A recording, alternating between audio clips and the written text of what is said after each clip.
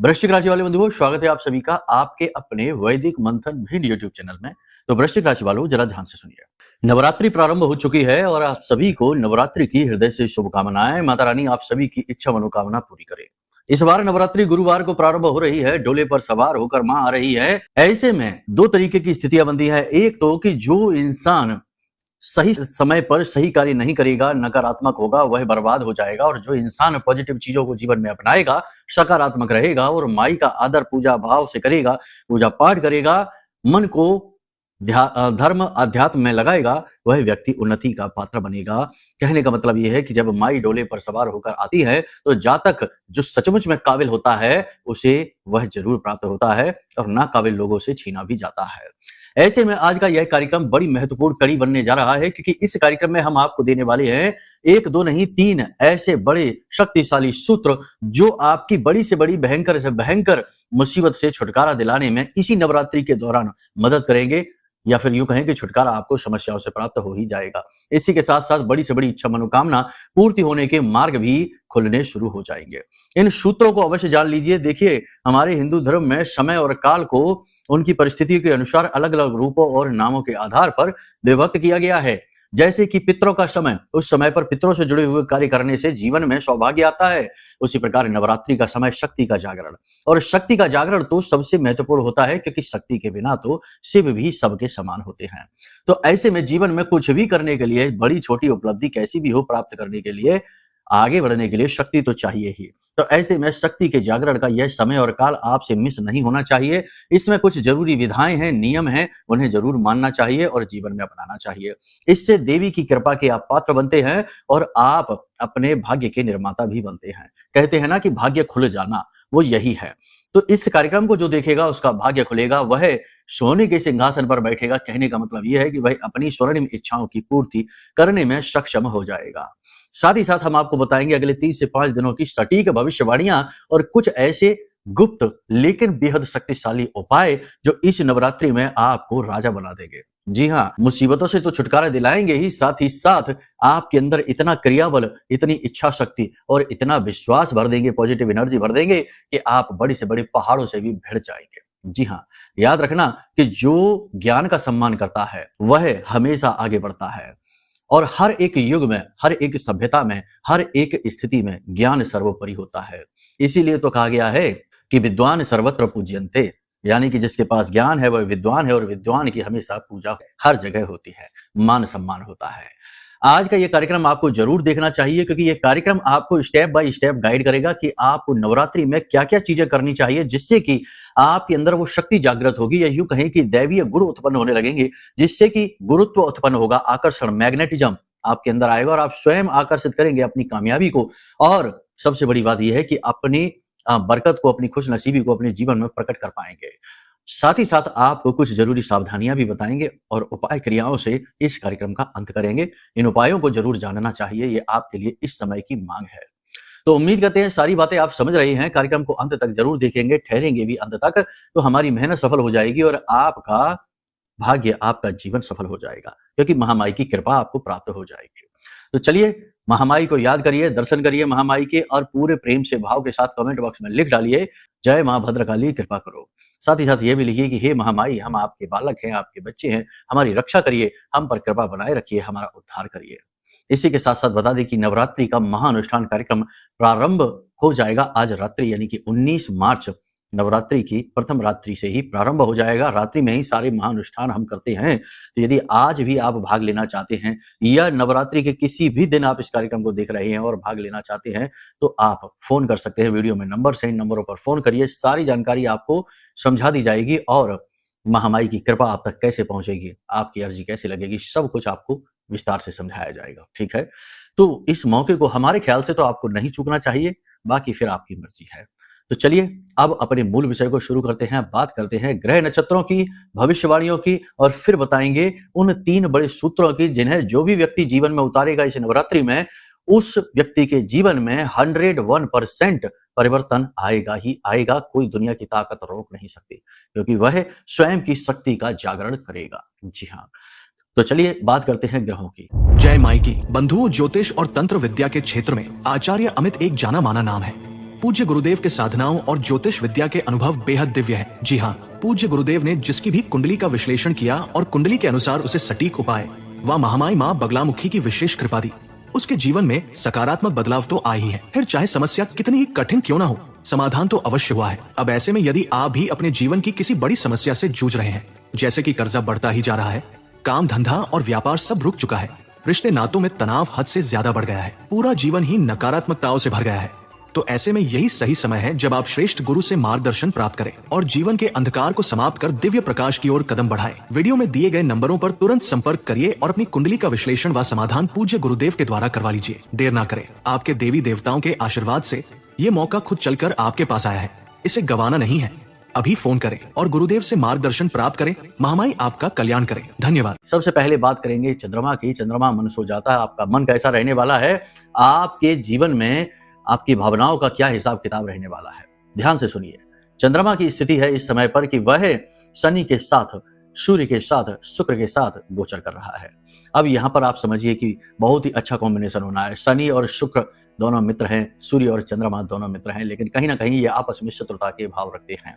यानी मित्र शत्रु एक साथ बैठे हैं तो कहीं ना कहीं कुछ चीजें पॉजिटिव और कुछ चीजें नेगेटिव होती दिखाई दे रही हैं। अब आप यहाँ पर ध्यान से समझिए कि सूर्य जो है बेशक बहुत शक्तिशाली है, राजा है, जीवन का दाता है, जीवन का पालक है, लेकिन फिर भी अगर सूर्य के प्रकाश के सामने कोई भी चीज रख दी जाए थोड़ी सी भी, तो उसका प्रकाश अवरुद्ध होता ही है। बादल छा जाए तो सूर्य का प्रकाश अवरुद्ध हो जाता है, संध्या काल जैसा महसूस होता है। ऐसा ही कुछ आपको भी महसूस होगा। कहने का मतलब यह है कि आपके सूर्य से जो लाभ मिलने हैं वे कहीं कुछ हद तक कम होते दिखाई देंगे। मतलब कि सरकारी योजनाओं में बाधाएं आएंगी, सरकार की तरफ से किसी प्रकार का चालान, किसी प्रकार का फाइन, किसी प्रकार का आपके ऊपर कुछ ऐसा लगाया जा सकता है जिससे पैसे आपको देने पड़ेंगे, तो ये चीज हो सकती है। दूसरा कि आप कोई लोन वगैरह गवर्नमेंट से अप्रूव कराना चाहते थे, उसमें प्रॉब्लम आएगी। यदि आप एक्सपोर्ट इंपोर्ट का व्यापार करते हैं तो उसमें भी आपको किसी प्रकार का चालान या किसी प्रकार का हर्जाना भुगतना पड़ सकता है। पेपर वर्क की सिरदर्दी बहुत अधिक बढ़ेगी और आपके अपने कॉन्टैक्ट जो आप यूज करते हैं, यानी जिनकी सहायता लेते हैं, वे भी आपके काम नहीं आएंगे। देखा जाए तो कुछ हद तक ये स्थिति थोड़ी सी निगेटिव रहने वाली है। पिता के साथ तालमेल थोड़े से बिगड़ते से नजर आएंगे, वहीं माता की सेहत ज्यादा खराब होती दिखाई देगी और चिंतनीय स्थिति बन सकती है। अब बात करते हैं कि चंद्रमा का इसके ऊपर क्या प्रभाव रहेगा। तो चंद्रमा शनि से मिलता है तो विश्व उत्पन्न करता है। सूर्य को बल तो वो दे रहा है लेकिन खुद कमजोर होता जा रहा है। सीधी सी बात है कि चार शक्तिशाली लोगों के बीच यदि कोई कमजोर आता है तो वही दबता है। तो यहाँ पर चंद्रमा के साथ यही होगा, यानी कि आपके मन में नकारात्मकता के भाव बढ़ सकते हैं, आपके शत्रु बढ़ सकते हैं, पीठ पीछे लोग आपकी बुराइयां, आपकी चुगलियां कर सकते हैं और आपके खिलाफ षड्यंत्र रचे जाएंगे। आपके कार्यस्थल पर वातावरण आपके लिए निगेटिव बनता चला जाएगा और उच्च अधिकारी भी आपकी मदद नहीं करेंगे और ना ही आपकी सुनेंगे, आपकी तरफदारी भी नहीं करेंगे। हालांकि आप अपने कार्य, अपनी मेहनत और अपनी क्रिया बल से अपने लिए जगह तो स्थान तो बनाकर रख पाएंगे, लेकिन यहाँ पर आपके लिए संघर्ष कम नहीं होगा। मेहनत बहुत अधिक करनी होगी, शरीर में ताप बढ़ सकता है, बुखार आ सकता है और काम को न करने की इच्छा मन में हो सकती है, यानी कि निष्क्रियता बढ़ सकती है। अब सबसे बड़ी बात यह है कि कोई आपने योजना बनाई है, किसी कार्य को आप रूपरेखा दे रहे हैं, आगे बढ़ा रहे हैं, उसमें बाधाएं आ सकती हैं। खास तौर से गवर्नमेंट से जुड़े हुए कार्यों में अचानक से आपको बाधा आ सकती है। फोन पर आपको अचानक से कोई बुरी खबर सुनने को मिल सकती है। इसी प्रकार कोई ऐसा व्यक्ति जिस पर आप पूरा भरोसा करते हैं, वह व्यक्ति आपको अचानक से धोखा दे सकता है, अचानक से कुछ ऐसा कार्य कर सकता है जिसे देखकर आप चौंक जाएंगे, आश्चर्य में पड़ जाएंगे कि इसने ऐसा कैसे कर दिया। यानी कि ये समय और काल है जब आपको थोड़ा सा सावधान रहने की आवश्यकता है। मन में अचानक से नेगेटिविटी बढ़ेगी, अचानक से आप अपनी पुरानी बातों को सोचकर दुखी होंगे, कुछ पुरानी गलतियां आपकी बाहर आएंगी और इसकी वजह से इस समय और काल पर कठिनाई आपकी बढ़ जाएगी। बिजनेस व्यवसाय में कंपटीशन बढ़ेगा। कंपटीशन यानी कि जो आपके कह सकते हैं कॉम्पिटिटर्स हैं, वे आपके खिलाफ उल्टी सीधी बातें, अफवाह मार्केट में फैला सकते हैं। पैसा आपका, वैसे तो आपके पास पैसा आएगा, फ्लो बनेगा, लेकिन पैसा आपके हाथों से निकलेगा भी। आपके हाथों से पैसा तेजी से फिसल जाएगा, आप उसे संभाल नहीं पाएंगे। अब यहाँ पर यह होगा कि जो लोग नेगेटिव विचारधारा रखते हैं, यानी कि गिलास आधा भरा है कि आधा खाली है, तो वो कहेंगे आधा खाली है, यानी कि मन को नेगेटिव रखते हैं, ऐसे लोगों के लिए मुश्किलें बढ़ सकती हैं। यत पिंडे तत् ब्रह्मांडे की स्थिति है, यानी कि यदि आप नेगेटिव विचारधारा वाले व्यक्ति हैं तो आपका मन और नेगेटिव होता चला जाएगा। परिवार में किसी प्रकार का तनाव या झगड़ा हो सकता है। फैमिली बिजनेस है तो बंटवारे की बात चल सकती है और आपका हिस्सा भी समाप्त किया जा सकता है, कम किया जा सकता है। ऐसे में सबसे बड़ी बात यह है कि आप कुछ कहते हैं तो भी बुराई होगी और कुछ नहीं कहते हैं तो भी बुराई होगी। यानी आप अच्छी से अच्छी बात कहेंगे, अपना पक्ष रखेंगे, अपनी या दूसरों के बारे में, सबके बारे में, हित के बारे में सोचेंगे, लेकिन तब भी आपको बुराई ही मिलेगी। ऐसे में 2 बातों का विशेष ख्याल रखना है कि किसी भी व्यक्ति को सलाह देने की ज़रूरत नहीं है जब तक कि वो ना माँगे। किसी भी व्यक्ति को गाइड करने की कोशिश ना करें जब तक कि वह आपसे गाइडेंस ना माँगे। और सबसे बड़ी बात यह है कि किसी भी व्यक्ति के व्यक्तिगत जीवन के बारे में किसी भी प्रकार का हस्तक्षेप करने की ज़रूरत नहीं है। हो सकता है कि आपको लगता हो ऐसा कि हमारी सलाह से इसका काम बन सकता है इस व्यक्ति का, तो आप उसके लिए आगे बढ़कर जाएँ, लेकिन वहाँ आपको बुराई ही लगेगी। ठीक है? जो लोग प्रॉपर्टी से जुड़े हुए हैं, जो लोग निवेश करते हैं, पैसा इन्वेस्ट करते हैं, शेयर मार्केट वगैरह में करते हैं, उन्हें थोड़ा संभल कर चलने की आवश्यकता है। साथ ही साथ किसी प्रकार का आपके साथ छोटा-मोटा फ्रॉड, छल हो सकता है, ऑनलाइन किसी प्रकार का फ्रॉड हो सकता है, तो इसके लिए भी संभल कर रहना है। पुलिस से, यानी कि जो पुलिस वगैरह की कार्रवाई है, उसके लिए भी थोड़ा संभल कर रहिए, क्योंकि पुराने केसेस, पुरानी कोई गलती आपकी बाहर आ सकती है और आपके साथ किसी प्रकार की पुलिस कार्रवाई हो सकती है। ये बुरी खबर है, अच्छी खबर नहीं है। तो यहाँ पर आपको थोड़ा संभल कर रहना है। कहने का मतलब ये है कि अपने हौसले को बना कर रखें।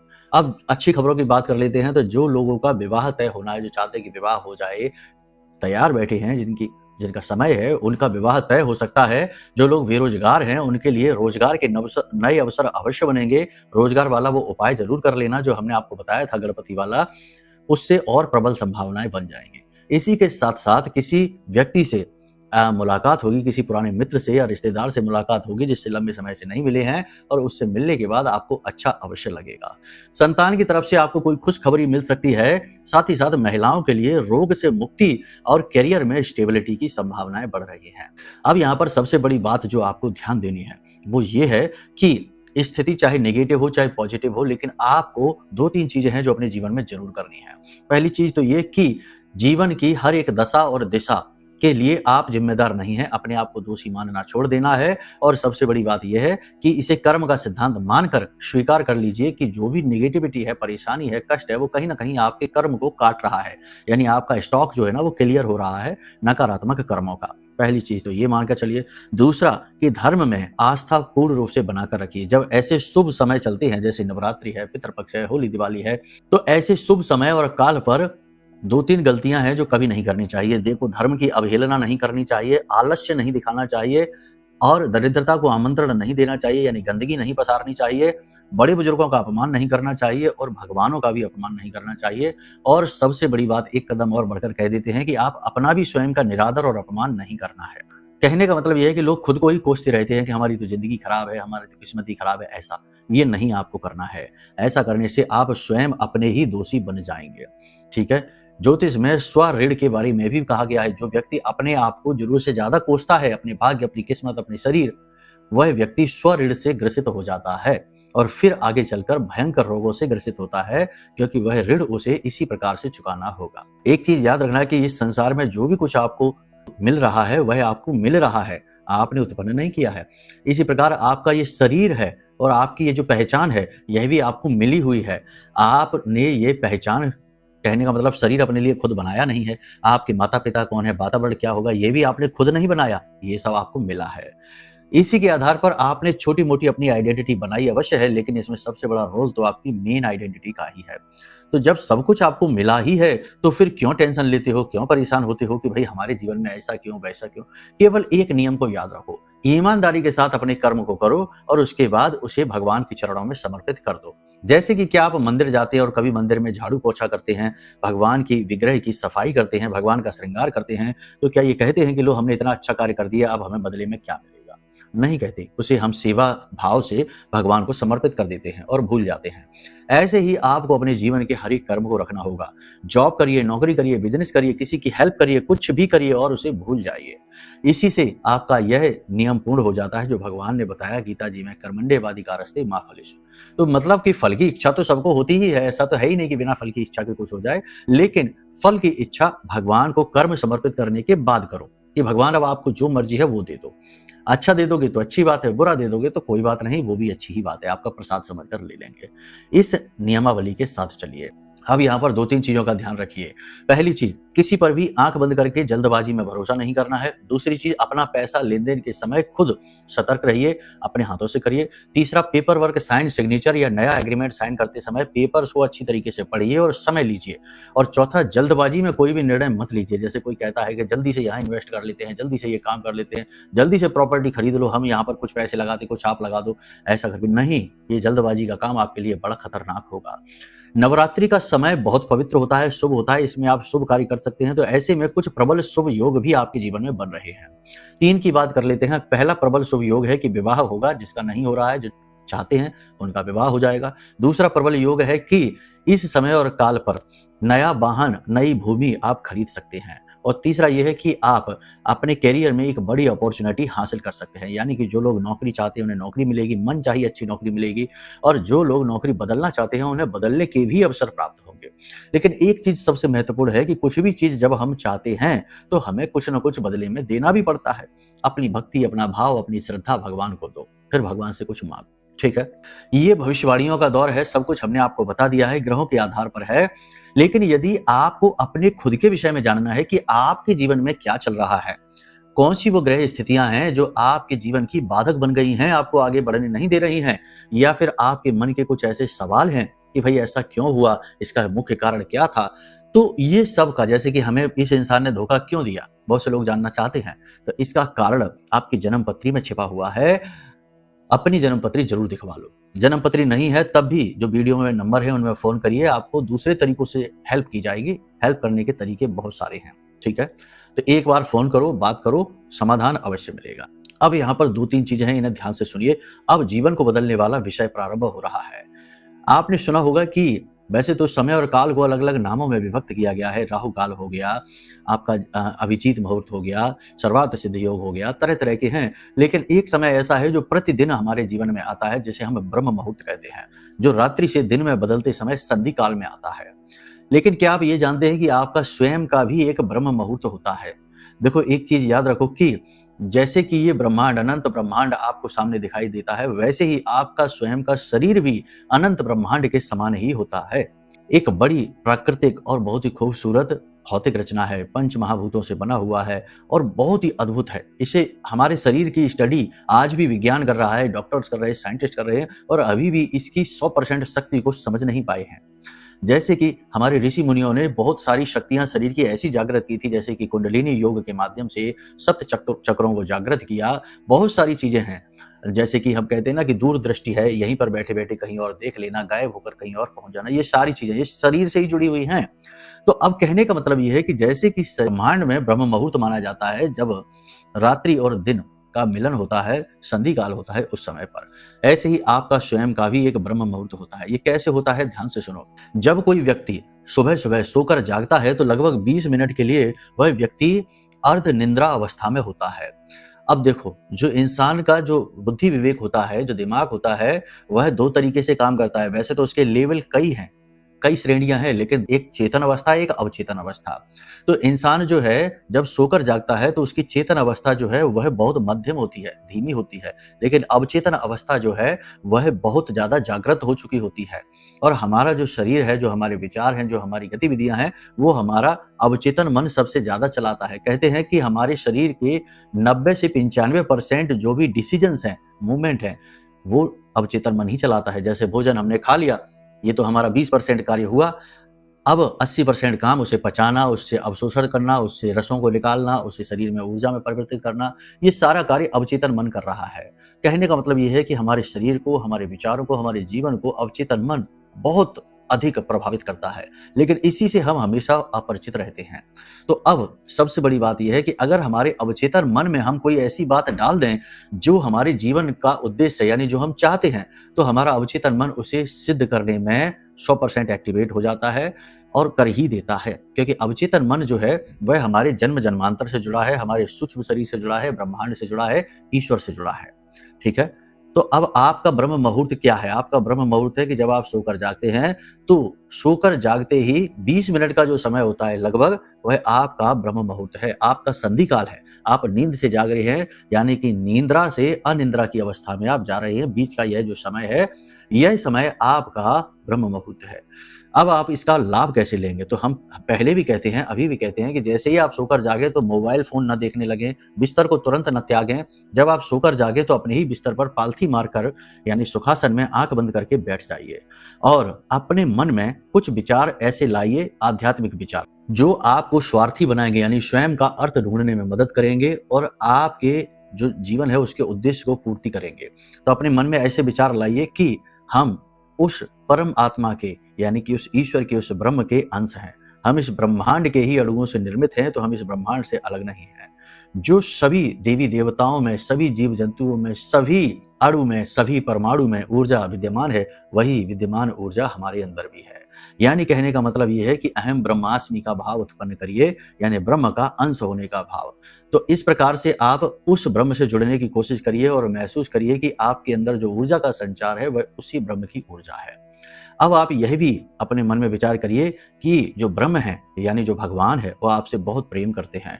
वो आपके अंदर बैठे हुए इस जीव को अच्छी तरह से पहचानते हैं और आपकी इच्छा अभिलाषाओं को भी समझते हैं। लेकिन यह भौतिक संसार बाधा बना हुआ है। काम वासनाएं, उल्टी सीधे विचार, नकारात्मकताएं, नकारात्मक सोच इसमें बाधा बने हैं, जो आपके और आपके उस भगवान के, उस ब्रह्म के बीच में बॉर्डर का काम करते हैं। इस बॉर्डर को टूटता हुआ महसूस करिए और उस ब्रह्म से अपने जुड़ाव को महसूस करिए। कहने का मतलब ये है मेडिटेशन। कुछ भी समझ में नहीं आता है तो आपका ये जो आज्ञा चक्र है, दोनों आंखों के बीच में भ्रक्टी, इसे तीसरा नेत्र भी कहते हैं, यहाँ पर अपने ध्यान को केंद्रित करिए और यहाँ पर एक लौ जलती हुई देखिए, मन में चित्र महसूस करिए, धारणा करिए। इस प्रकार 15 से 20 मिनट आप बैठेंगे मौन। उसके बाद आप जल उठाइए, आपके आसपास कोई जल रखा हो, जैसे आपने रात्रि के समय रखिए एक लोटे में जल भर के, तो उस जल को उठाइए और उस जल को देखिए और उस जल को देखते हुए अपने मन में यह भाव लेकर आइए कि आपकी आज के दिन सारी इच्छा मनोकामनाएं पूरी होंगी। आज का दिन आपका सबसे अच्छा दिन होगा। आज के दिन आप वो सब कुछ हासिल करेंगे जो आप करना चाहते हैं। जीवन का सबसे सफल दिन आज का दिन आपका होगा, क्योंकि आज आप भगवान से जुड़ चुके हैं। आज आप ईश्वर से सीधे जुड़ चुके हैं। ईश्वर का आशीर्वाद आपको मिल चुका है। और इस प्रकार अपने मन में सोचते हुए, उस जल को देखते हुए मन में इस मंत्र का उच्चारण भी करिए, कम से कम 10 से 11 बार। ओम क्लीम, ओम क्लीम, इस प्रकार इस मंत्र का उच्चारण भी करिए और उसके बाद उस जल को आप पी जाइए। जब आप इस तरह से जल को एक्टिवेट करेंगे और पिएंगे और इस प्रकार से अपने स्वयं के ब्रह्म मुहूर्त का सही उपयोग करेंगे, सदुपयोग करेंगे, तो आप गजब की स्थिरता अपने मन में महसूस करेंगे। आपकी डिसीजन मेकिंग कैपेसिटी स्ट्रांग हो जाएगी, आपका माइंडसेट स्ट्रांग हो जाएगा, आपको अच्छे बुरे का ज्ञान होना शुरू हो जाएगा। कोई आपको ठग नहीं पाएगा, फ्रॉड कर नहीं पाएगा। लोग आपके सामने आएंगे और आप तुरंत उन्हें आइडेंटिफाई कर पाएंगे कि ये इंसान अच्छा कार्य के लिए आ रहा है या धोखा देने के लिए आपके पास आ रहा है। यानी आपकी चेतना जागृत होने लगेगी। ये तो केवल शुरुआत मात्र है। जब आप ये करेंगे, 10-15 दिन करेंगे, 2 दिन से कुछ नहीं होगा। 10-15 दिन आप ये करेंगे तो आपको स्वयं खुद बुद्धि इतनी जागृत होने लगेगी कि समझ में आने लगेगा कि अब इसके बाद क्या करना है। भगवान भी आपकी मदद करेंगे और आपके पास आपके गुरु भेजेंगे, आपके मार्गदर्शक भेजेंगे, आपको गाइड करने वाले आपके आसपास आ जाएंगे और वो आपको गाइड करना शुरू कर देंगे। जैसे कि ध्रुव भगवान की तलाश में जंगल में भाग गया, क्योंकि उसने पहला कदम उठाया और मन में भाव रखा, तो भगवान ने नारद जी को भेज दिया कि जाओ इन्हें गाइड करो, जाके इनके गुरु बनो। ऐसे ही भगवान आपकी मदद के लिए भी किसी को भेज ही देंगे। ठीक है, ये नियम होता है। तो इस तरह से आप कार्य को शुरू करिए, सुबह की शुरुआत करिए, सर्वश्रेष्ठ शुरुआत है। हम देखते हैं लोग सुबह जागते ही चाय कॉफी मांगने लगते हैं, पेपर पढ़ने लगते हैं, पेपर में उल्टी सीधी खबरें आ रही हैं, दुनिया भर का भ्रष्टाचार दिख रहा है, नकारात्मक खबरें दिख रही हैं, युद्ध है, मारकाट है, ना जाने क्या क्या है। और जब ये सब से दिन की शुरुआत करोगे तो फिर दिन भर यही दिखाई देगा, दिन भर यही झूठ, बेईमानी, फरेब और नकारात्मकता दिखाई देगी। यानी कि जैसा आप दिन की शुरुआत कर लोगे, अपने ब्रह्म मुहूर्त की शुरुआत करोगे, वैसा ही दिन भर आपको देखने को मिलेगा। इसे विज्ञान की भाषा में RAS कहते हैं, यानी रेटिकुलर एक्टिवेटिंग सिस्टम। जैसी चीजें आप शुरुआत में दिन के देखते हैं, वैसी ही दिन भर चीजें आपको दिखती रहती हैं। तो दिन की शुरुआत बेहद पॉजिटिव, बेहद आध्यात्मिक करोगे तो दिन भर बेहद पॉजिटिव रहोगे। वैसे ही लोग आपके पास आएंगे, वैसी ही चीजें आपको दिखेंगी, वैसा ही आपका जीवन बनेगा। ये बहुत बड़ा मंत्र है जो हमने आपको दे दिया है।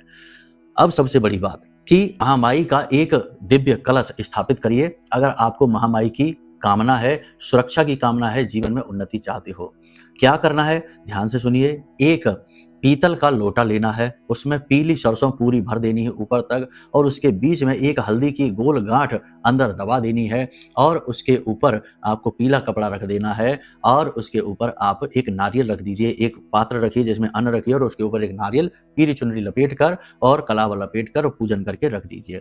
ये दिव्य कलश 9 के 9 दिन आप अपने पूजा घर में स्थापित करके रखिए। साथ ही साथ वहीं पर बैठकर माई का आरती, चालीसा, कवच पाठ करिए। मंत्र उच्चारण न करिए, मंत्र उच्चारण के लिए गुरु की आवश्यकता होती है। अगर करना ही है तो आप इस मंत्र का उच्चारण 15 से 20 मिनट जरूर करिए।